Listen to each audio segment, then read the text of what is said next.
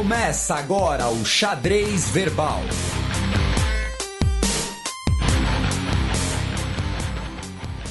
Bom crepúsculo, caros ouvintes da Central 3. Está começando mais um Xadrez Verbal, a sua revista semanal de política internacional. Como sempre, estou ao lado do meu companheiro Felipe Nobre Figueiredo. Salve, Felipe. E aí, mano, esse monte de rimas que você fica fazendo... É só no improviso, mano. Entendi. Antes de começarmos nossos tradicionais recados, todo mundo aí que ouve o programa, acompanha o blog, o canal, que acertou questões do Enem, disse, eu escuto o podcast, isso me ajudou com atualidades, acertei a questão do Enem e tal. Então, muito obrigado aí, fico feliz que tenhamos ajudado vocês nesse caminho rumo à faculdade. Mandar um abraço pro nosso amigo, futuro correspondente Daniel, mora lá em Israel, sempre manda um abraço, sempre comenta. O André Luiz, lá no blog, no último programa, fez um comentário sobre as questões de defesa do Brasil, foi bem interessante. Assim como o Marcos Azevedo fez um comentário sobre questões do Exército, também foi um comentário muito construtivo. A Isabel disse que viu que assim que falaríamos do Canadá, ela já estava esperando a sua piadinha de Luísa do Canadá. Desculpa novamente. E a Vanessa Watanabe e outros ouvintes também disseram que a sua pronúncia é o charme, Matias. Eles atenderam o meu pedido, né? Disseram que a sua pronúncia é o seu charme. E o pessoal que falou da questão... Teve um pessoal que teve um problema com um dos apps do podcast. Quando vocês tiverem algum problema desses, mandem no e-mail do Xadrez Verbal com alguns prints, às vezes, para saber direito o que está acontecendo. Como foi o caso do ouvinte Eduardo, ele mandou tal, isso ajuda bastante. E ainda nesse tom de ajudar bastante, antes de começarmos o nosso programa, meu caro Matias, um pequeno parênteses aqui, pedir aí que todos os ouvintes que acompanham o Xadrez Verbal, seja podcast, no canal, no blog, no site, ajudem a divulgar, compartilhar, porque especialmente nos últimos tempos, alguns assim, não vou ficar, né, aqui citando nomes nem nada para não ser desagradável, meu caro Matias, mas a gente vê alguns conteúdos não, às vezes nem tão bons assim, tendo bons ritmos de crescimento e, enfim. Então, assim, se vocês gostam do programa, ajudem a divulgar, que esse boca a boca é muito importante na internet, né? Divulgar, recomendar para os amigos, então fica esse pedido para vocês. Por falar nisso, eu queria mandar um abraço para Viviane Guimarães, que a gente conhecia dos tempos de reunião do BIF. Para quem não sabe, o BIF são Jogos Universitários internos da Universidade de São Paulo. Essa é uma descrição que você dá para seus pais, né? Sobre o que é o BIF, né? Essa é a descrição politicamente correta do BIF. Enfim, a Vivi, que desenhava as medalhas do BIF, ela lá da FAO, ela indicou o Xadrez Verbal pro pai dela e ela ouve a gente enquanto ela anima, porque ela é animadora. Então ela falou também que se precisar de animação... se o Xadrez Verbal animação no sentido técnico, de ilustração. Sim, de ilustração. Não é que ela é uma animadora de escola criança, infantil, que nem você já foi um dia. Eu já fui recreador. Mas a Vivi falou também, se o Xadrez Verbal precisar de trabalho de animação, ela se voluntaria. Se o preço for baratinho. Um abraço pro pai da Vivi, inclusive. O pai da Vivi, um abração aí. Ela que é amiga também do Lincoln e do Cacanha. Nossos ouvintes também. Vamos passar para o primeiro giro de notícias?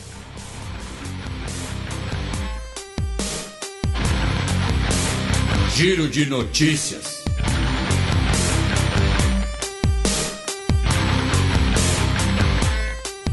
Notícia do último dia 24 de outubro, sábado passado.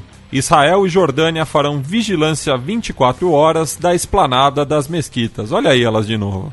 Então, justamente, né, para dar aqui o resultado, digamos assim, do que aconteceu, o Kerry, secretário de Estado dos Estados Unidos, se reuniu com o Benjamin Netanyahu em Berlim na última quinta. E no fim de semana, nós inclusive comentamos isso no último programa, ele se encontrou com o rei Abdullah, da Jordânia, e o líder da Palestina, o Mahmoud Abbas, e teve esse acordo de que a Jordânia fará parte das questões de segurança da esplanada das mesquitas em Jerusalém, que é um local sagrado tanto para judeus quanto para muçulmanos, e nós tivemos lá o início da escalada de problemas entre as duas comunidades de Jerusalém, como vimos nos últimos programas. Então, aparentemente, talvez chegamos perto de uma solução. No último domingo, dia 25, a direita eurocética venceu as eleições na Polônia. Agora explica para os nossos ouvintes o que é a direita eurocética. Então o que acontece, meu caro Matias? Eurocético é um termo que pode ser tanto de direita quanto da esquerda. É um termo usado para partidos, para governantes, para propostas políticas de países que são parte da União Europeia, que defendem um distanciamento da União Europeia, defendem uma postura mais nacionalista, ou então que busca outros tipos de parceria, às vezes baseados em outros fatores identitários, saindo um pouco do foco da institucionalização da União Europeia, né, que a constante institucionalização da União Europeia é uma ameaça para essas comunidades, para esses países. No caso da Polônia, o partido vencedor foi o Lei e Justiça, que é liderado pelo Kaczynski, que não sei se nossos ouvintes vão lembrar, há um tempo atrás o ex-presidente da Polônia ele morreu num acidente aéreo na Rússia, e o presidente que morreu era o Lech Kaczynski, que é irmão gêmeo desse, e ele era o premier. Era, né, uma fonte de piadas prontas, né? E a primeira-ministra a assumir o cargo será a Beata Isidlo, desculpem. O nome dela é Beata mesmo, a grafia é igual ao português. E, inclusive, né, no programa de hoje, nos próximos programas, né, como final de ano, teremos muitas notícias eleitorais. Como as próximas duas notícias, ambas do dia 26 de outubro, última segunda-feira. Conselho Eleitoral inicia a apuração das eleições presidenciais do Haiti.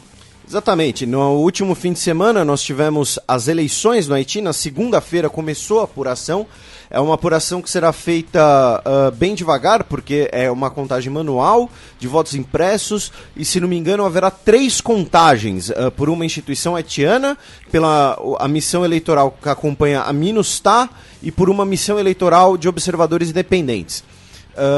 A segurança das eleições foi feita pelas tropas brasileiras que fazem parte da MINUSTAH. Os quase 6 milhões de haitianos foram às urnas para escolher presidente, 119 deputados, 20 senadores e 142 prefeitos.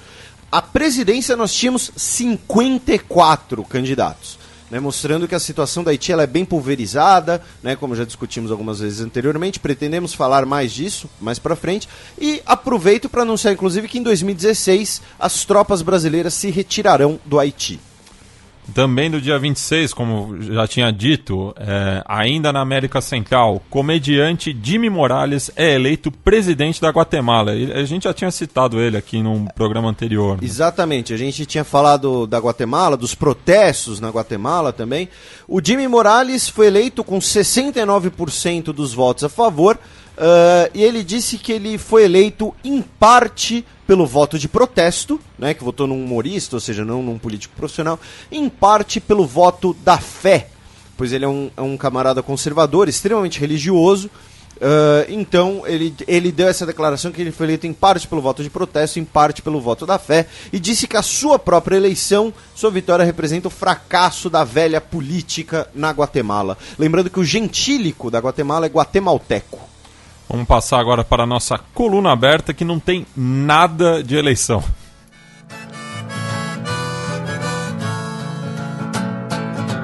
Coluna aberta. No último dia 28, conhecido como quarta-feira passada, o príncipe imperial do Japão chegou ao Brasil com uma agenda intensa. É o príncipe Akishino. Espero que a pronúncia esteja correta. Caso não esteja, certamente o nosso ouvinte Fernando de Samoreira irá me corrigir. E aí vocês podem entrar lá no YouTube e ver o comentário dele. Ele começou aqui uma viagem aqui pelo Brasil em comemoração dos 120 anos de relações oficiais entre os dois países. Ele desembarcou em São Paulo. Ele vai passar por 11 cidades... em 11 dias, ele e sua esposa vão passar por 10 cidades brasileiras. A princesa Kiko. Eu fico com medo de pronunciar. Não, é isso mesmo, é Princesa Kiko. Não é piada. Eu confio em você. Lembrando que o sufixo Kiko, o ko, no japonês, é sempre relacionado à mulher. Ah, é? Assim como a avó da minha esposa Maíra é a Takako. Então, ko, o sufixo é feminino. Viu? Vocês aprendem sobre política, se mentalizados, e aprendem pronúncia japonesa, gramática japonesa. O Matias é sensacional.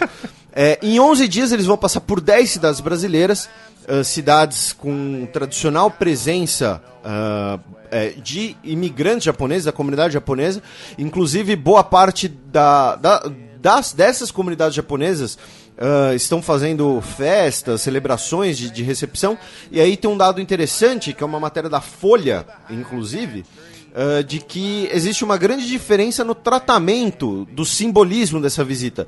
Porque os idosos dessas comunidades, das primeiras gerações que vieram ao Brasil, estão extremamente felizes, ansiosos de, mais uma vez, um membro da família imperial japonesa vir ao Brasil, prestigiar essa comunidade de japoneses que nós temos aqui, enquanto as novas gerações, os adolescentes, não estão nem aí.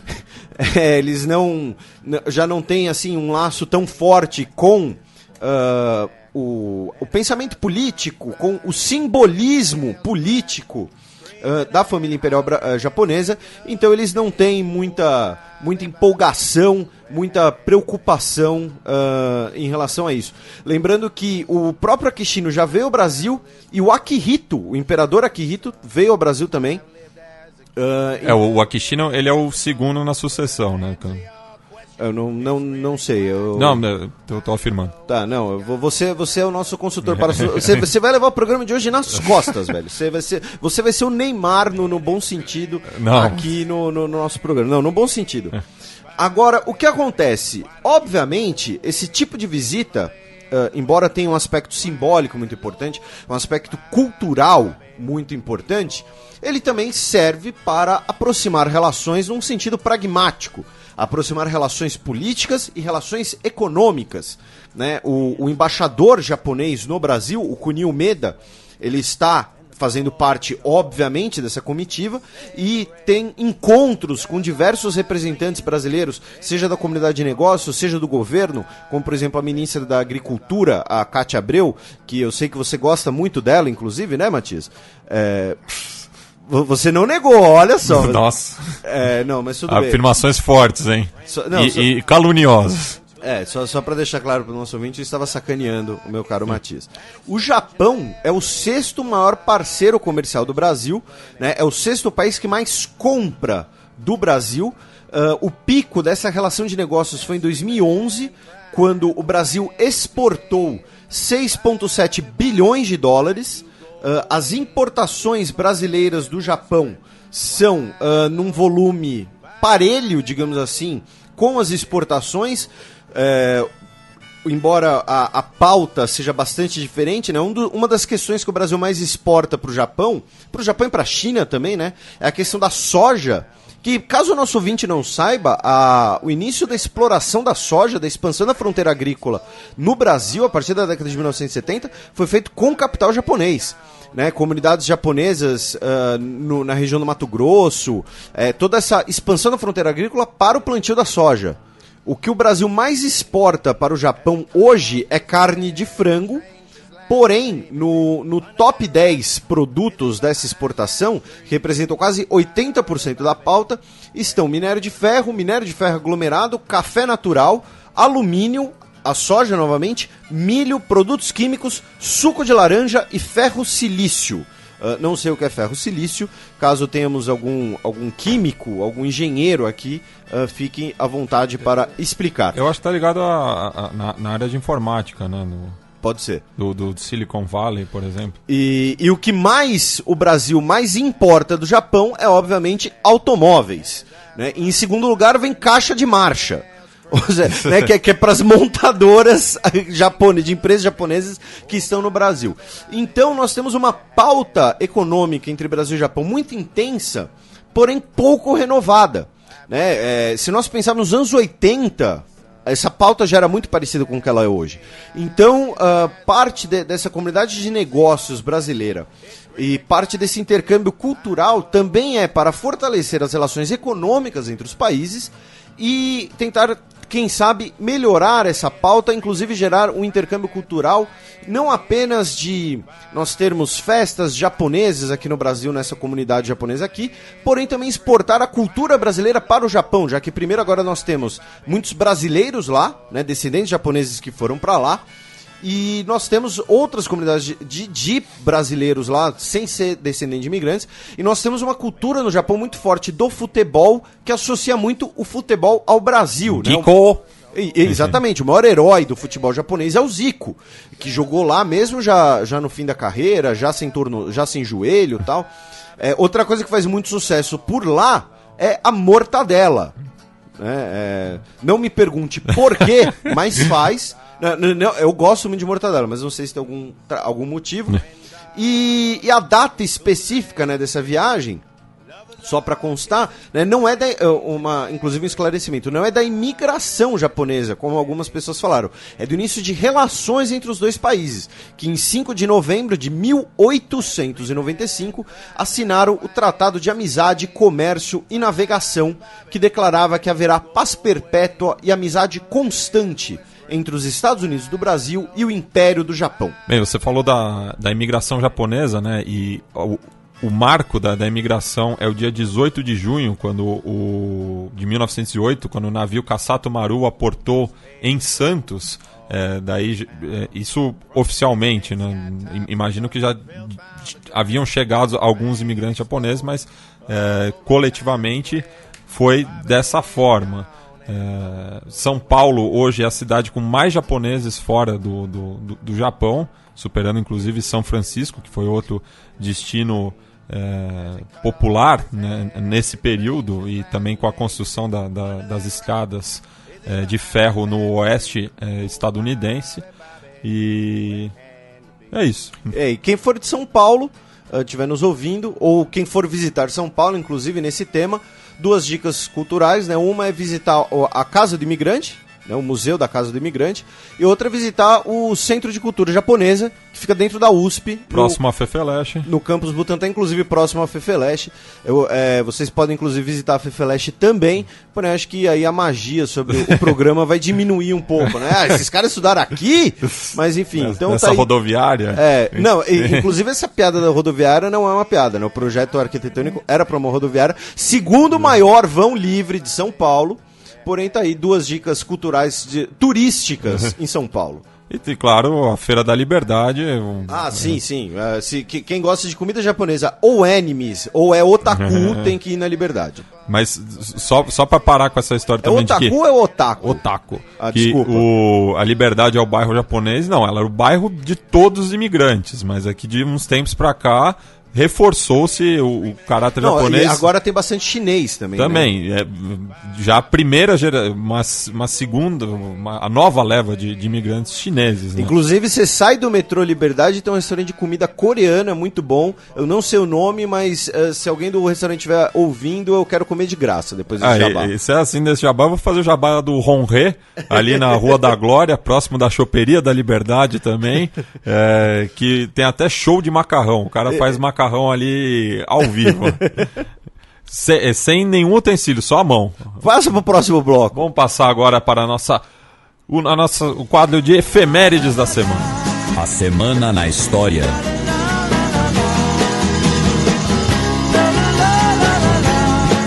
25 de outubro de 1415, há exatos 600 anos atrás, ocorria a Batalha de Agincourt. A pronúncia está correta, Chico Laffer? Agincourt. Não, mas essa é a pronúncia francesa. A pronúncia que entra é a pronúncia dos vencedores, a pronúncia inglesa. Inclusive por conta da obra Henrique V, do Shakespeare. Só para esclarecer, foi uma das principais batalhas da Guerra dos 100 Anos, que durou mais que 100 anos, e não durou 100 anos ininterruptos, né? É o pior nome de guerra que tem na historiografia, entre ingleses e franceses, né, em que os franceses estavam com um exército maior, um exército de cavaleiros, né, e os ingleses estavam com um exército menor, que também tinha cavaleiros, mas tinha muitos plebeus, arqueiros e tal, e choveu, ficou um lamaçal desgraçado, e aí nesse lamaçal o exército inglês conseguiu vencer a batalha. Inclusive no último xadrez dominical, no blog, lá no site do Xadrez Herbal, onde é um post em que eu dou dicas culturais, o tema foi esse. Então tem lá Kenneth Branagh, tem Laurence Olivier, tem Shakespeare, tem Band of Brothers, tem documentário, podem dar uma olhada. Chico Patti, por favor. Só uma curiosidade, nessa Guerra de 100 Anos, um pouco depois da Batalha de Agincourt, Você sabe que tem um xingamento na Inglaterra que são os 2 dedos, tipo paz e amor, só que invertido, né? Que é um xingamento grave na Inglaterra, se fizer isso com uma pessoa. É porque os franceses capturavam os arqueiros britânicos, que eram os melhores do mundo naquela época, e capturavam, cortavam os 2 dedos, jogavam fora e devolviam os arqueiros. E na hora de devolver, ficavam fazendo assim pros ingleses, tirando sarro, né? Assim eu quero dizer, os 2 dedos... Ele perde a função. Ele perde a função. E eu sempre achei que esse gesto tinha a ver com sexo oral, vivendo e aprendendo. 26 de outubro de 1905, há 110 anos atrás, a Noruega se tornava independente. Independente de quem, Felipe? Independente da Suécia. Pouca gente... isso é pouco comentado, mas durante muito tempo, inclusive, a Escandinávia foi apenas um reino só. E em 1905, pouco tempo atrás, a Noruega se separou totalmente da Suécia e o seu parlamento elegeu um príncipe dinamarquês para ser o seu rei. Ou seja, a família real norueguesa, na verdade, tem ascendência dinamarquesa pela proximidade entre os 2 países e tal. Mas então tá aí o registro, 110 anos de uma Noruega independente. Também no 26 de outubro, só que de 1975, há 40 anos atrás, Vladimir Herzog era assassinado. Isso mesmo que você ouviu, assassinado aqui no Brasil. O termo é assassinado, inclusive tem aquela foto forjada, né, de que ele teria se enforcado, suicidaram ele, depois ficou comprovado inclusive um monte de buraco no suposto inquérito que supostamente investigaria a morte dele, tudo de fachada, né, então tá aí, né, um recado aí, enfim, pra quem pede intervenção militar. Inclusive o legista... E vão chamar a gente de esquerdista. Claro, inclusive o legista que fez esse laudo médico é um Nisei, né? Infelizmente, sujando o nome da comunidade, já que a gente falou da imigração japonesa. Vamos pro match?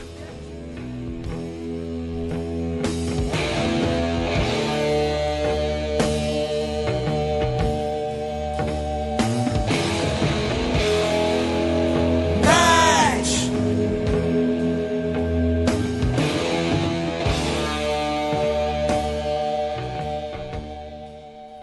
27 de outubro, Pequim convoca embaixador dos Estados Unidos após navio cruzar águas sob disputa. Então, essa notícia aqui ela é interessante para a gente abordar 2 aspectos. Primeiro, a questão factual.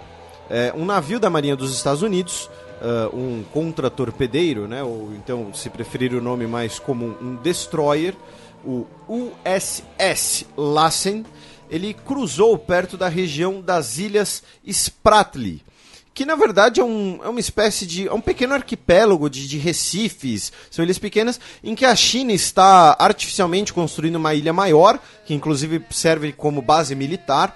Isso é comum na região do Pacífico, de pequenos arquipélagos acabarem serem utilizados para a construção de ilhas artificiais. É uma região que está sob disputa. Essa região das ilhas que está sob disputa, as ilhas do Mar da China, ela fica ao sul da costa chinesa, ao leste do Vietnã, ao oeste das Filipinas, né? Caso o ouvinte consiga visualizar aí, se não conseguir depois joga no Google, vê um mapa que pode até ajudar. Então é uma região sob disputa, já que todos os países da região basicamente dizem que possuem a posse dessas ilhotas. Todos os países da região reclamam da construção chinesa de ilhas artificiais, embora é pouco comentado que as Filipinas faz a mesma coisa. Então, por conta dessa disputa geopolítica por ilhas, e lembrando que pelas atuais legislações internacionais, você ter uma ilhota no meio do nada pode não significar muita coisa, mas significa que você pode explorar o mar ao redor dela, os recursos naturais, a pesca, ou assim, não chega a ser o caso, mas existe sempre a possibilidade, por exemplo, de petróleo na região, que é um dos motivos da importância das Ilhas Malvinas. Então, mesmo a posse dessas ilhotas... Falou certo o nome. Não, nome segundo o governo... Não, eu só falo Falkland se o interlocutor for argentino. Inclusive, quando uma vez que eu estava na Argentina, eu estava com 2 elementos que você conhece, inclusive. Maus elementos. E a gente tava tentando chegar para um guarda na região do Porto de Buenos Aires, perguntar onde pegava o buque para as Ilhas Falkland. Só que a gente ficou com medo de ser deportado, sei lá. Deportado era o mínimo. Enfim, então, voltando. Nós temos essa tensão geopolítica na região pela posse dessas ilhotas, que além de representarem uma posse geográfica, significam também exploração econômica da região. Então, primeiro, esse é o primeiro aspecto, ou seja, os Estados Unidos vai lá para mostrar para a China que, olha, tô de olho, estamos observando. E segundo, existe também uma questão geopolítica, que inclusive é a gênese da geopolítica, que é parte dessa operação dos Estados Unidos, que é o que eles chamam de Operação FON, Freedom of Navigation, FON, liberdade de navegação, é deliberadamente navegarem com navios militares em regiões que são disputadas quando eles consideram que essa disputa é ilegítima ou desproporcional. Inclusive, eles já fizeram isso no Brasil, em relação a ilhas de Trindade e Martim Vaz, que são aqui na nossa costa brasileira. Eles fizeram 19 operações desse tipo no último ano, em que você navega perto de uma ilhota, alguma coisa assim, em que o país claramente usa, ou ela é disputada, ou então você tem ali uma reivindicação que eles consideram extrapolada. Por quê? Qual é a gênese do pensamento da própria geopolítica? Lá no fim do século XIX e começo do século XX. A tese de que o mundo estaria separado em 2 macro-regiões. O mar, os oceanos, e aí você teria uma potência oceânica, naquele momento o Reino Unido. Tassalocracia. Não, isso é Creta. Talassocracia. Talassocracia, mas isso é Creta. Não só Creta, foi passando de uma para outra. Mas enfim. O termo original é grego. Você tá complicando o negócio, o assunto já é complicado. Enfim, e em contraste, essa potência marítima se enfrentaria com uma potência terrestre, que dominaria a chamada Grande Ilha, que é basicamente a região da Eurásia, a região da Ásia Central. Daí a importância geográfica de lugares como Cáucaso, como Irã, como Afeganistão, pois eles interligam uma coisa a outra. E é por isso que não dá para dizer que nós estamos revivendo a Guerra Fria, porque nós nunca deixamos de reviver a Guerra Fria. Eu tenho um vídeo sobre isso lá no canal Xadrez Herbal, quem quiser procurar. É anterior à Guerra Fria. Exatamente, a Guerra Fria foi um momento ideológico, mas da disputa entre 2 potências. No caso, os Estados Unidos, como sucessor do Reino Unido como potência marítima, e da Rússia, que é a grande potência terrestre, que lá no século XIX tinha essa disputa com o Reino Unido. Inclusive, eles usavam a figura de linguagem da baleia contra o urso. A baleia tentando sufocar o urso. Por isso que os conflitos entre os 2 países foram no Irã, na Crimeia, no Cáucaso, no Afeganistão, os mesmos lugares que dá problema hoje. Dão problema desde o século XIX. E parte desse pensamento permanece, e os Estados Unidos, como tem a navegação, como tem os mares, a sua presença marítima, inclusive presença militar, né? É a maior marinha do mundo, marinha de superfície do mundo, tem 10 porta-aviões nucleares. Eles consideram a navegação essencial para comércio, para fins geopolíticos, inclusive para sua projeção de força. Então, quando os Estados Unidos faz isso, desafiando a China, ou então desafiando o Brasil, a Argentina, é deliberado. É parte dessa questão geopolítica mundial, inclusive, de manter, tanto em exercícios militares, quanto a visibilidade para os outros países, dessa presença geopolítica marítima. Essa é uma teoria, inclusive, que vem das primeiras escolas de relações internacionais que pensam as relações entre estados como uma disputa de poder. Ou seja, isso não é um pensamento ideológico, um pensamento de direita ou de esquerda, é uma mera questão de distribuição de poder geopolítico, né, esse grande tabuleiro de xadrez que acaba sendo o globo.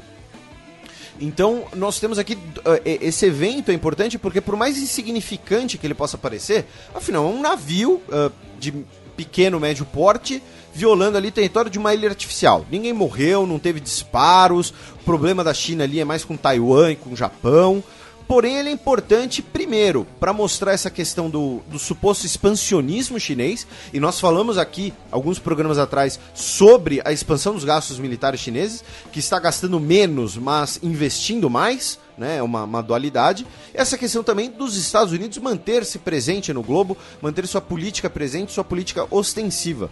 E ainda nesse assunto, o Partido Comunista da China, né, que governa a China, eles decidiram agora, saiu na quinta-feira, dia 29, que a política do filho único vai acabar. Né, nos próximos 5 anos nós teremos uma fase de transição, porém agora novos casais parece que poderão ter 2 filhos. Né, ou seja, multiplicou por 2. Isso na cidade, porque no campo já era permitido. Né? No campo é permitido até por uma questão de mão de obra, né? Sim. Lembrando que 90% da população chinesa está concentrada ali na China do Leste, né? Isso, na região costeira, nas grandes cidades. Xangai, Pequim.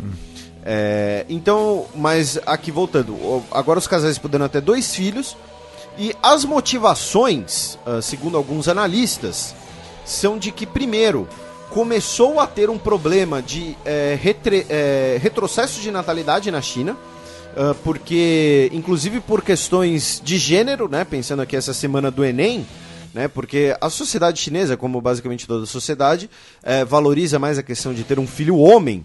Né, então quando você tem uma filha mulher, você descobre que o bebê será mulher, você tem abortos clandestinos, você tem abandono do bebê, da criança, você tem inclusive infanticídio, em alguns casos, para você, já que você só pode ter um filho que ele seja homem. E isso para passar o legado da família. Exatamente. Isso começou a criar, inclusive, uma desproporcionalidade muito grande na sociedade chinesa. Hoje os jovens chineses têm muito mais homens do que mulheres. Tem cerca de, muito mais não, mas cerca de 60%. Quando no resto do mundo normalmente é meio a meio. Né? Você ter 10% de diferença nisso é bastante. Eu lembro de um caso semelhante na Austrália, nos anos 90 também, que tinha uma desproporção grande entre homens e mulheres. Então você tem essa questão também, e uma questão sobre a questão dos idosos também. Porque isso é algo curioso, né? Porque nós sempre esquecemos de pensar nas questões culturais de cada local. A gente, às vezes, pensa nos modelos políticos brasileiros, ocidentais, entre aspas, e projeta eles em todo o mundo. A China tem um gasto previdenciário muito baixo. Embora seja um Estado que se diz comunista, um Estado centralizador. Mas por quê? Porque lá o idoso, a aposentadoria, os cuidados ao idoso não são vistos como uma questão social ou estatal, né? Uma questão de você ter asilos, você ter uma aposentadoria forte, aposentadoria no sentido financeiro. É uma questão familiar, né? A família cuida dos seus idosos. E com essa diminuição, com essa diminuição do tamanho das famílias, está começando a surgir um problema previdenciário de idosos que gerações que começam a não ter mais filhos, legados, para cuidar deles mesmos. Eles vão ter que procurar um amparo no Estado, que não está preparado e não está acostumado nem culturalmente a fazer isso, né? Porque essa é uma questão, inclusive, confucionista.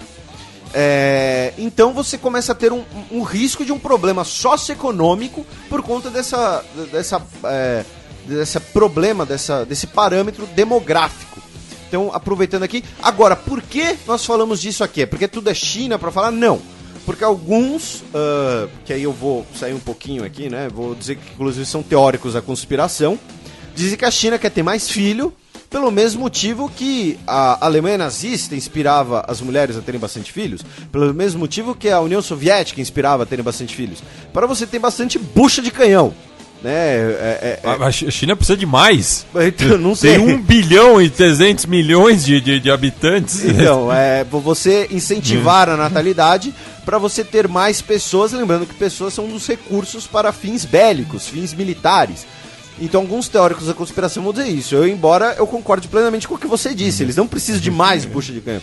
Inclusive tem aquela história, né, que é meio lenda, não sei, de que se todos os chineses pularem ao mesmo tempo, a Terra sai, sei lá, 0,001 grau da sua órbita, alguma bobagem assim. O pessoal do Dragões de Garagem que estiver ouvindo, aproveita e esclarece isso, que sabe faz um programa sobre isso. Um abraço aí pro pessoal do Dragões de Garagem. Não vou mandar um abraço para cada um, porque é muita gente. Mas então aí temos essa questão chinesa, e essa questão geopolítica dos Estados Unidos. E para constar, né, o Brasil também foi alvo de uma operação muito parecida dos Estados Unidos ano passado, porém eles fizeram isso pelo globo inteiro, porque os Estados Unidos consideram que os mares são virtualmente seus. Em bom português, isso não é anti-americano, é constatar a política dos caras. Né? É uma mera constatação. Teve até um vídeo que acabou sendo um viral de um exercício americano na costa espanhola. Não, mas isso é fake, isso é piada. Não, mas é uma piada com um fundo de verdade. Mas é uma piada antiga, inclusive. Para o nosso ouvinte que não sabe, é uma piada do navio americano quando ele encontra outro navio que não quer sair do lugar. Procurem essa piada. Imagina só o que é esse navio que não sai do lugar. O outro navio não quer sair do lugar, é isso. Mas é uma piada que aí fizeram um vídeo como se fosse uma história real e aí viralizou, mas é uma piada velha, inclusive. Cheque. Cruza.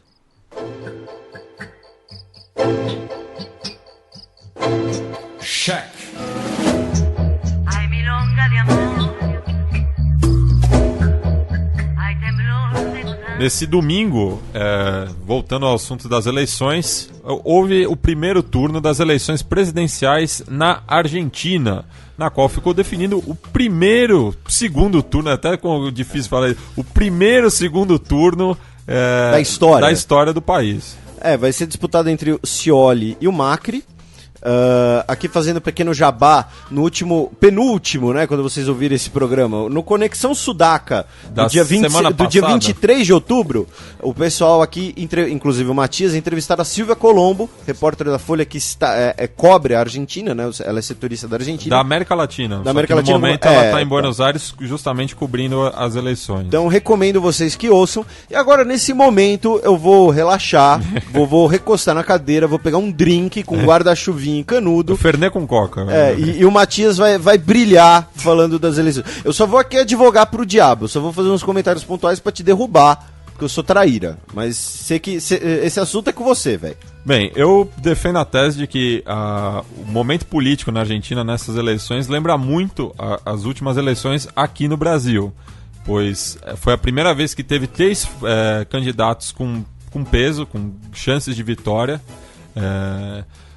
2 deles faziam parte do mesmo projeto, só que um acabou virando oposição. Estou citando aqui no Brasil Dilma e Marina Silva, e na Argentina o Daniel Scioli e o Sérgio Massa, que acabou sendo o terceiro candidato mais votado nessas últimas eleições. E um candidato de oposição clara, sempre foi oposição, daí fazendo esse paralelo entre o Maurício Macri e o Aécio Neves. O maior colégio eleitoral foi uma vitória, no caso a província de Buenos Aires e a capital federal, foi vitória da oposição, como aconteceu aqui também, pensando em São Paulo. A candidata a governadora da província pelo Cambiaremos, que é a chapa do Maurício Macri, que é a chapa de oposição. A chapa de oposição acabou vencendo pro governo em primeiro turno, derrotando o senador Aníbal Fernandes, que era o candidato kirchnerista. E na capital federal, o Macri teve vantagem sobre o Scioli. Lembrando que ele é o governador da capital federal, análogo ao prefeito. Distrito federal, né? Seria o prefeito distrital. Essa denominação é recente, é de 95, salvo engano. Só que, novamente, é o peronismo que vai decidir essa eleição.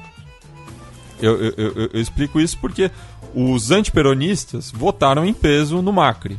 Não votaram nem no Scioli, nem no Sérgio Massa, que são 2 candidatos de histórico peronista. Inclusive, o Massa era do Partido Justicialista, que leva o legado do Perón.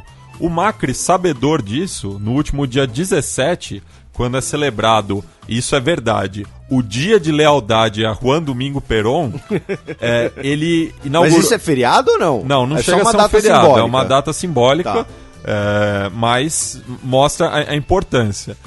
O Macri, nesse dia, inaugurou uma estátua do Perón em Buenos Aires, como governador da cidade. Então, tentando se aproximar dos peronistas. E como o Massa foi o terceiro candidato mais votado, tanto o Scioli quanto o Macri vão correr atrás dos seus eleitores, né? Só falando aqui em números, o Daniel Scioli teve 36,86% dos votos, o Macri 34,33%, enquanto que o Sérgio Massa teve 21,34% votos. E pegando o mapa das províncias, né, o Macri acabou ganhando nas províncias de Santa Fé, de Córdoba, Mendoza e Entre Rios, a faixa central da Argentina. Ele só não conseguiu nessa região ganhar em São Luís, que foi inclusive a única província que votou majoritariamente no candidato derrotado, o Adolfo Rodrigues Sá, que é o atual governador dessa província. Então ele só conseguiu, a maioria dos votos que ele conseguiu foi nessa província. Ele foi o último colocado, atrás também do Nicolas Delcânio, da Frente da Esquerda, e da Margarita Stolbizer, do Progressistas, enquanto que a outra província na qual os vencedores não foram nem o Macri nem o Scioli foi a província de Jujuy, ali na fronteira com o Chile e a Bolívia. Agora uma coisa, Matias, o Massa, que ficou em terceiro, ele sinaliza no segundo turno que ele vai apoiar quem? Porque essa é uma coisa que, inclusive, como você disse, né? Como é o primeira vez que nós temos segundo turno lá, é uma coisa que eles não estão habituados, né? Um cara ter que escolher alguém para apoiar. Ele já sinalizou alguma coisa? O Massa está sinalizando apoio ao Macri. Mas daí a grande questão, né? E foi a mesma coisa que aconteceu aqui com a Marina Silva. Ela indicou apoio ao Aécio Neves, mas o eleitorado dela acompanhou a Dilma, em sua maioria. Daí é mais uma questão ideológica, não pragmática, porque a base eleitoral do Massa é anti-Macri. Eles votavam no Massa como um candidato de oposição peronista ao Scioli, mas não como um candidato... eles são anti-kirchneristas, só que antes de tudo são peronistas. Entendi. E aproveitando que você falou isso, pensando na sociedade argentina, ou seja, saindo um pouco da questões de números de economia, de posições no globo, na qual, obviamente, nos últimos anos a Argentina sofreu sim um enfraquecimento na sua posição internacional. Mas pensando na sociedade argentina, qual vai ser o legado, o imaginário do kirchnerismo? A Cristina, especialmente a Cristina Kirchner, né? Porque o marido dela, né, o Nestor, como ele morreu, sempre acaba, né, o legado acaba sendo subir um pouco no conceito. Mas no caso da Cristina, ela sai do cargo desprestigiada, com algum respeito, muito respeitada, como? Segundo a Silvia Colombo disse no último Conexão Sudaca, na América do Sul, a Cristina só perde em popularidade para o Evo Morales. E isso muito por conta da província. Pensando na própria trajetória principalmente do Nestor Kirchner, que é da província de Santa Cruz, mais especificamente da cidade de Rio Gallegos, o governo, o kirchnerismo, ele tem a sua força na província. E isso é uma discussão que vai desde o século XIX na Argentina, com essa dicotomia entre civilização e barbárie, né? São os dois projetos... Isso foi dado pelo Domingo Faustino Sarmiento, que inclusive foi ex-presidente da Argentina, que ele defendia uma Argentina progressista, cosmopolita, focada na cidade, basicamente Buenos Aires. Enquanto que o José Hernández escreveu o Martín Fierro, ele era um senador opositor ao Sarmiento, e ele defendia essa Argentina rural, a raiz da Argentina. Então, essa é uma dicotomia que ainda existe na Argentina. A gente fala muito aqui dos portenhos. O portenho representa Buenos Aires. O portenho ele é mal visto, mesmo na província de Buenos Aires. Porque tem essa diferença também entre a província de Buenos Aires e a capital federal. Então, o portenho ele é mal visto até na própria província da qual a cidade de Buenos Aires está inserida. É uma outra jurisdição, mas ela está inserida geograficamente, ela está cercada pela província. Então, esses dois projetos, uma Argentina rural e uma Argentina urbana, ainda faz efeito nessas eleições. A Cristina, ela é de La Plata, ela é natural de La Plata, que é a capital da província de Buenos Aires. Mas, como eu disse, a trajetória política dela vem desde lá da província de Santa Cruz, no sul da Argentina, e mostra essa oposição. Então a Cristina, ela é muito querida no interior do país, nas províncias. E isso se reflete na votação. O Scioli ganhou basicamente nas províncias. O grosso dos votos dele vem daí. Mapa, inclusive, tem um texto no Xadrez Verbal, texto da sua autoria, tem um mapa da apuração, para quem quiser ver lá, que inclusive faz uma camisa do Boca Juniors. Né? Lembra a camisa do Boca Juniors. É ironia do destino, porque o Maurício Macri se notabilizou politicamente após 12 anos na presidência do Boca Juniors, justamente o período mais vitorioso do clube.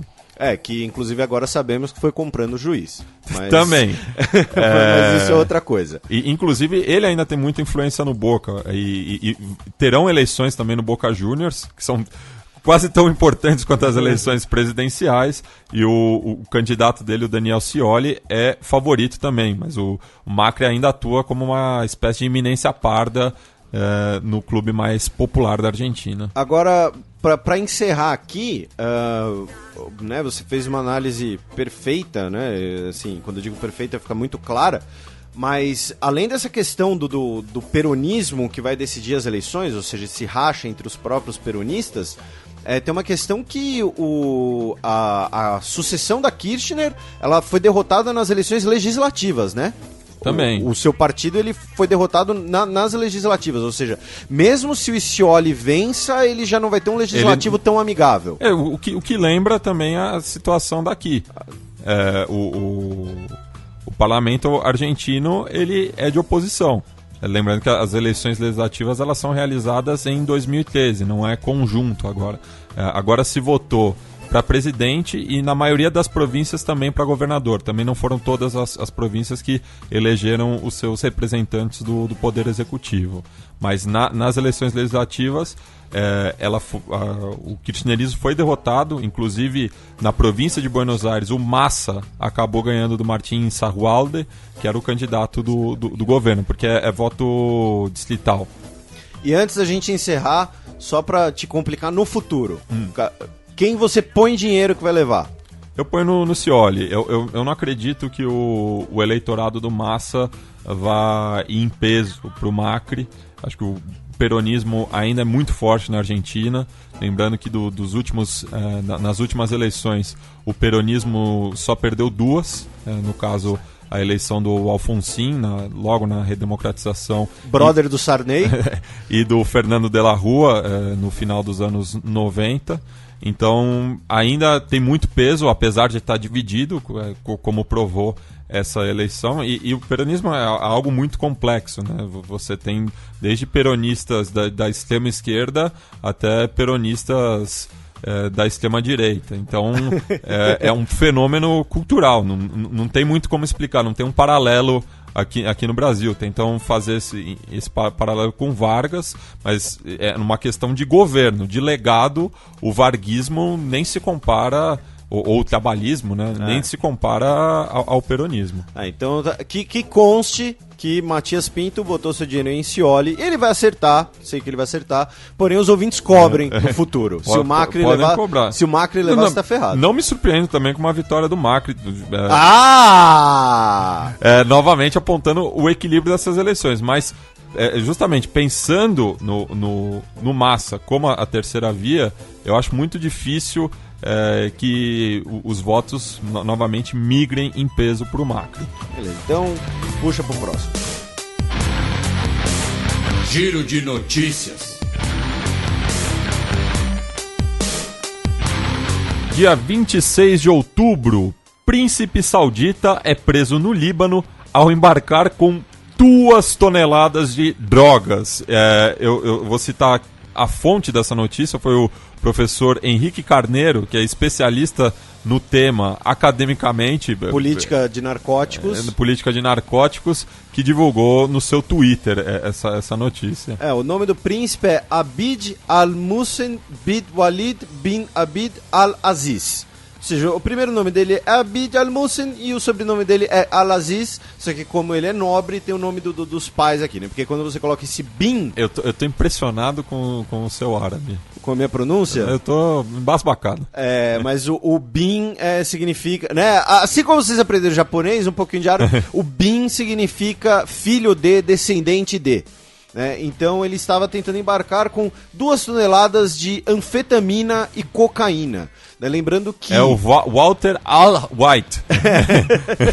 Ele estava no Líbano. Lembrando que se ele estivesse no seu próprio país, embora eu acho que não vai dar em nada porque ele é um príncipe, né? Lembrando que a Arábia Saudita tem 300 príncipes, né? Porque ela é basicamente um estado feudal. Ele seria morto. Inclusive a gente vai falar um pouquinho disso depois. Então, né, é sempre bom para lembrar aí, né, os buracos nesse tipo de política, né? Mas enfim. Notícia do dia 28. Colômbia vê possibilidade de cessar fogo com Farc em 1º de janeiro. A gente já falou bastante disso aqui. O presidente da Colômbia, Juan Manuel Santos, disse na última quarta-feira, no dia 28, que o prazo final para o cessar-fogo é 23 de março de 2016. Porém, ele pretende, como uma questão de ano novo, né, de entrar no ano novo, uma questão bem simbólica, de que o cessar-fogo esteja vigente já em 1º de janeiro. Lembrando que nesse final de semana também tiveram eleições municipais na Colômbia. E o Partido do Santos perdeu um monte, né? Sim, as principais cidades. Foi derrotado justamente pelo seu antecessor, o Uribe. O uribismo, que é outro fenômeno que está surgindo na América Latina. Notícia do dia 29 de outubro. Parlamento nepalês elege primeira mulher presidente. O Nepal elegeu uma mulher feminista e do Partido Comunista local como primeira mulher presidente do país. Lembrando que o Nepal é um caso, assim, ela vai ter um grande trabalho pela frente, porque o Nepal teve sua principal cidade destruída pelo terremoto recente, né? E o Nepal ele é um caso interessante, porque o Nepal ele é um presidencialismo parlamentar. O Nepal virou uma república em 2008 e até 2006 o Nepal era uma teocracia, né? O Nepal era uma teocracia hindu. Então isso é sempre bom, é interessante lembrar para as pessoas, primeiro, que acham que um governo teocrático é impossível, é uma questão, é uma paranoia, uma teoria da conspiração, ou seja, eles existem. Inclusive hoje nós temos o Irã, que é uma teocracia no mais completo sentido do termo, e a Arábia Saudita, que é quase isso, né, um Estado fundamentalista. E segundo, que um Estado teocrático não precisa ser islâmico, né? Nós tínhamos um Estado teocrático hindu. Então logo depois virou uma república, inclusive a família real nepalesa foi toda assassinada entre si, tipo, por disputa de sucessão, e agora temos a primeira mulher a virar presidente, a Bidya Bandari. Não sei se a pronúncia está correta, o Fernando que me diga. Breaking News! Notícia fresca de hoje. Potências se reúnem em Viena para discutir o futuro da Síria. Por que sempre Viena? Porque Viena tem um escritório da ONU. Viena é considerada um dos berços... Não era um restaurante? Mano... Não. Tá, é um dos berços do direito internacional, né? Porque você tem a Convenção sobre Tratados de Viena. É considerado um dos principais polos de... considerado um lugar neutro, inclusive. E Viena começou a ter essa importância também durante a Segunda Guerra, porque ela fica ali no meio, né? Entre o antigo bloco soviético, que inclusive no Carnaval de 2016 vai sair, isso é sério, aqui em São Paulo existe o bloco soviético, e o bloco ocidental. Então Viena tem todo esse simbolismo. É para economizar na gasolina. Exatamente, né? Pra todo mundo se encontra no meio do caminho. Não precisa ter um rolê muito grande para você encontrar seus... Então vai lá no seus Viena da Alameda Santos. Mano, cala a boca. A primeira vez já foi ruim. Mas enfim, Estados Unidos...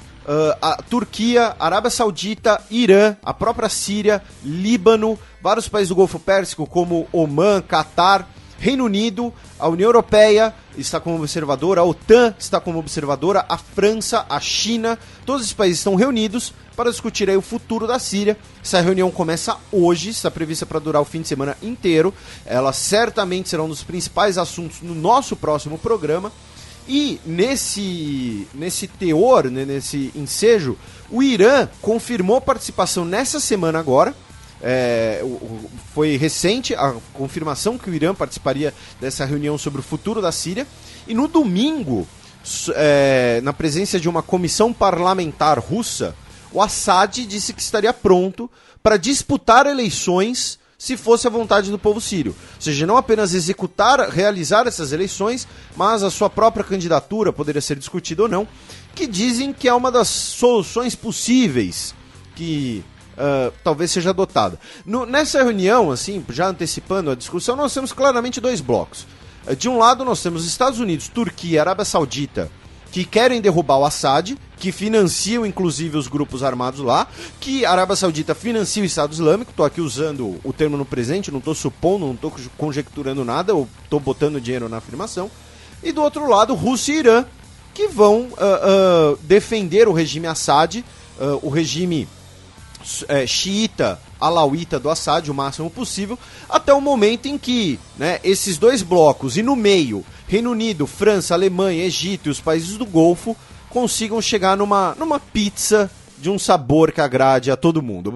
Em bom português vai ser isso que vai acontecer. Eles vão decidir qual vai ser o cardápio da pizza. E semana que vem você vai ouvir aqui no Xadrez Verbal qual foi a pizza que eles pediram no Viena. Mano, 3 vezes! Nessa semana não temos menino Neymar, mas hoje ele tomou uma dura do Pelé. Falou, quantos gols de cabeça fez o Neymar? Falou que o Vasconcelos foi muito melhor do que ele, citando um obscuro meia do Santos que jogou de 53 a 59. Por isso a gente vai passar para os peões. Os peões. A bullet from the back of a bush took Medgar Evers' blood. Felipe, quem é o peão isolado da semana? Então, o peão isolado da semana, ele vai ser um caso curioso, porque, assim, a Arábia Saudita, ela podia levar peão isolado toda semana. Não falta motivo para a Arábia Saudita levar peão isolado toda semana. Inclusive, mandar um abraço para o meu amigo Fernando Melzi. Porém, essa semana especificamente é para a Arábia Saudita por conta da provável execução, agora no fim de semana, já que se esgotaram as chances de, entre aspas, recurso jurídico do menino Ali Al-Nimr, que tem 17 anos. Ele estava participando de um protesto contra o governo e agora, né, os ouvintes que tenham menos de 18 anos, por favor, abaixa o volume, eu peço autorização para seus pais. Ele provavelmente será decapitado e o seu corpo sem cabeça será pendurado numa cruz, será crucificado, né? Lembrando que a crucificação não é uma invenção cristã, bíblica, não é uma invenção romana, é um método de execução antigo já. E o corpo dele provavelmente será pendurado nessa cruz como uma forma de alerta, porque ele teria cometido o mais grave crime, né, que é você protestar ali contra o rei absoluto, né, no regime saudita. Então, assim... E teve o caso também da adolescente que foi chibatada porque foi estuprada. Porque foi estuprada. Ela foi estuprada e ela foi chibatada. Inclusive, a União Europeia essa semana também deu um prêmio de direitos humanos para um escritor saudita, o nome me foge agora, me desculpem, que está refugiado no Reino Unido, deve receber 20 ameaças de morte por dia, que ele já foi condenado à morte na Arábia Saudita por maldizer a religião. Mas enfim, tá aí, né? O peão isolado vai para essa coisa obscura, anacrônica e bárbara que é o regime saudita, e daqui a pouco eu que vou receber ameaça de morte, né? Mas tudo bem. E eu não vou me arriscar a citar o nome do peão promovido, por favor. O peão promovido é um cara que se chama Krzysztof, que nem Cristóvão. Só que a grafia é curiosa porque ele é polonês. Krzysztof Karansa. Ele é um padre... São 7 consoantes seguidas. Então, mas ele é um padre polonês que foi recentemente, foi essa semana, foi demovido das suas funções sacerdotais, para não dizer que ele foi expulso, né? Ele tinha excomungado. Ele, inclusive, tinha as funções de monsenhor, porque ele, enquanto padre, nas vésperas do sínodo da família, na qual os bispos não cederam às pressões supostamente liberais do Papa Francisco, ele disse que era gay, que tinha um namorado há anos e que queria casar com o cara, que é ser feliz no amor dele. Ele foi expulso por isso e, enfim, ele disse que está mais feliz do que nunca nesse momento, porque finalmente assumiu para o mundo quem ele é. Ao ser perguntado se ele vai casar com seu namorado, ele disse que sim e que ele está muito feliz com esse amor, tal. E ele disse... eu sou quem eu sou, mas não sou um monstro. Ou seja, né, para lembrar aí a questão do tratamento de direitos LGBT, direitos humanos, podem articular, inclusive, né, que era incompatível com a função, de fato. Porém, o peão promovido não é porque ele desafiou a igreja. O peão promovido é porque ele aceitou largar a vida que ele tinha toda, e isso é uma decisão muito difícil, seja qual vida você tenha, né? Você mudar de profissão, você mudar de lugar, você, enfim, fazer o que for, ele decidiu largar tudo pra ser feliz com o namorado dele, e isso é sempre o louvável peão promovido pro Cristóvão, o Cris. Pronto. Beleza. Vamos para as nossas dicas culturais. The Almighty.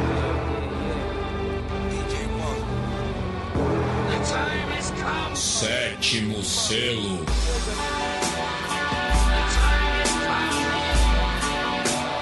Felipe, qual é a boa aí para os nossos ouvintes? Então, a minha dica cultural é uma dica que nós comentamos aqui no programa, que nós comentamos naquele programa com o professor Guilherme Casarões. É o livro A Origem do Estado Islâmico, do jornalista... Patrick Cockburn. Exatamente, do jornalista britânico Patrick Cockburn, que é publicado no Brasil pela editora... Você vai ver aí, porque você tem ele em papel, inclusive eu também tenho, mas o meu está em casa. Já que nós falamos... Editora Autonomia Literária. Exatamente. Autonomia Literária, Patrick Cockburn, A Origem do Estado Islâmico. Ele é um jornalista que já ganhou diversos prêmios, ele é um jornalista que sabe do que está falando, ele cobriu em loco, inclusive a invasão do Iraque e tal. E nessa, né, de que a gente sempre fala Estado Islâmico, Arábia Saudita, financiamento do terrorismo, ele faz algumas elucidações sobre isso no livro. E por que eu estou recomendando esse livro, não um livro acadêmico, alguma coisa assim? Porque ele é muito tranquilo de ler, é uma leitura muito gostoso. Fácil, muito tranquila, como você disse, gostoso. Então fica aí essa dica. E o prefácio é do professor Reginaldo Nasser, pai da minha amiga Marina Matar, e sogro do amigo Rafael Piva. E ele manja, inclusive. Ele manja, a gente volta e meia cita ele aqui. A minha dica cultural eu vou dar em parceria com o nosso Leandro Yamin, responsável pela parte técnica do xadrez verbal. Nosso Kreuzebeck. Que vocês nunca ouviram a voz dele. Ele tem um recado pra vocês hoje, um feliz aniversário. Um feliz aniversário, já que o grande tema do programa hoje é a Argentina. A gente já falou do Perón, mas tem que falar de outro personagem emblemático da história do país. Tudo bem, senhores? Tudo bem. O personagem emblemático que vocês estão se referindo é Diego Armando Maradona, nascido em 30 de outubro de 1960 em Lanús. Villa Fiorito, em Lanús. De Lanús. E que acabou se tornando um personagem mítico no país, né, na Argentina e tudo mais. E vocês imaginam, tentem imaginar algo parecido no Brasil, né, um cara que bate, um cara tão errante, tão improvável, né? Não estou falando nem de futebol, né, que no futebol ele já era um cara improvável. Começar que era canhoto, era muito baixinho, com tendência para ser gordo e jogar o que jogou. Mas fora de campo também é um cara que nunca abraçou governo. O cara que tem uma tatuagem do Che Guevara, tem outra tatuagem do Fidel Castro, sim, um cara que teve relações muito próximas, por exemplo, com o governo recente venezuelano, e ainda assim é querido de maneira quase querido de maneira, acho que incondicional por mais da metade do país, certamente. Isso não daria para imaginar muito em países onde o ranço político faz com que qualquer legado esportivo ou cultural fique soterrado, né? Ele conseguiu superar tudo isso sendo um cara totalmente conflituoso, muitas vezes contraditório, mas bastante autêntico. Então é uma figura que acho que podem fazer 2.000 gols que não vão conseguir se equiparar ao que foi Maradona pro contexto argentino de fim de ditadura e de liberdade artística traduzida dentro de campo e também fora de campo. E a minha dica... O Yamin quis dizer que ele era doidão, mas amado, em bom português. E a minha dica, falando de Maradona, é o documentário Maradona, do diretor montenegrino Emir Kusturica. E no final do programa a gente vai ouvir também uma música que está presente nesse documentário, que é o tema La Mano de Dios, interpretado pelo Potro Rodrigo, que era um cantor de quarteto, que é um ritmo próprio da província de Córdoba, na Argentina, que teve uma morte muito trágica no no ano 2000. Um acidente automobilístico. Então aqui para encerrar nosso programa, né, agradecer que todo mundo nos ouve. Novamente pedir desculpa que eu tô com vários e-mails atrasados. Repetir aquele pedido lá para divulgação, seja no Twitter, no Facebook, no YouTube, enfim. Mandar um abraço para Clarice Sena, que sempre nos ouve, prestou Enem esses dias. E ela fez um comentário, ela nos lembrou da efeméride dos 55 anos do Maradona, mesmo antes, inclusive. Então um abraço especial para ela. Né? Lembrando que não estamos aqui fazendo apologia ao uso de nenhuma substância ilegal, nem de governos autoritários, apenas constatando a importância da figura histórica do Maradona, antes que venham pentelhar a gente. Né? Fico muito feliz que vocês finalmente ouviram a voz do nosso querido Kreuzebeck. E um bom feriadão aí pra todo mundo. E fazendo um alto jabá aqui também da Central 3, nessa semana estreou o programa 4 Linhas, que é apresentado pelo zagueiro Wallace, do Flamengo. Vejam só, então é uma perspectiva de dentro dos gramados e um programa que não vai falar, obviamente, só de futebol. O Wallace é um personagem muito interessante, ele tem um site no qual ele indica os livros que ele está lendo recentemente, ele incentiva a leitura com os jogadores da base do Flamengo. Então é a nova parceria aqui nossa com esse personagem diferente no mundo do futebol brasileiro. Só para encerrar, tem um programa muito legal sobre política, história e futebol, chamado Fronteiras Invisíveis do Futebol. Tem esse aí também, né? É que o comentarista ele é meio tosco, só fala bosta, mas é um bom programa. E nessa semana estreou o programa da Irlanda, então você corre lá no site da Central 3 ou na xadrezverbal.com. Também, no iTunes, no Player FM, é só buscar lá. Então a gente vai terminar o programa aí ouvindo La Mano de Dios, tema composto e interpretado pelo Potro Rodrigo.